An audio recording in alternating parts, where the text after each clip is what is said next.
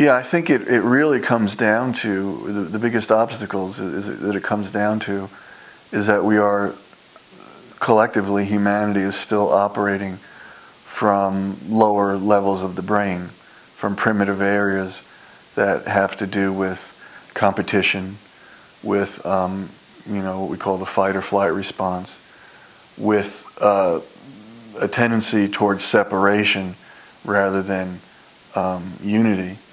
So these are old primitive instinctual responses that are programmed into the brain and become schemes or scripts that if the frontal lobe, this executive function, this witnessing part of the brain, is not in charge, then we just keep acting off of scripts. This is the way it should be, this is the way it's always been, and that person is not like me, and so on. It's just programming.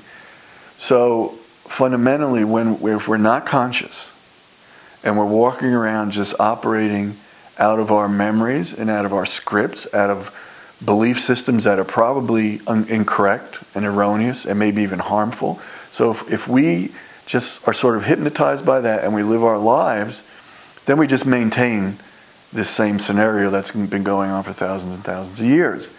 But in evolution, this frontal lobe is the last thing to evolve and is what makes the human brain different from all of the other brains on the planet. And when this part starts to awaken, all of a sudden you become present. And when you become present, you realize that you don't have to operate out of those scripts anymore. You don't have to operate from fear. You don't have to operate from survival. But it requires being present and requires the frontal lobe awakening, which is not an easy thing. You know, the fourth way teachings talked about self-remembering. Buddhist teachings talk about diamond consciousness. Taoist teachings talk about just being, Zen as well. Yoga about superconsciousness. All of that alludes to the awakening of the frontal lobe and the quieting of these old patterns. But it's easy to do with neurofeedback. All you have to do is put the electrodes on the appropriate parts of the brain and ask it to either quiet or to wake up. So it's not a hard process. It's really quite simple. It's a matter of giving the brain the appropriate feedback, aiming it in the right direction, and then it goes there.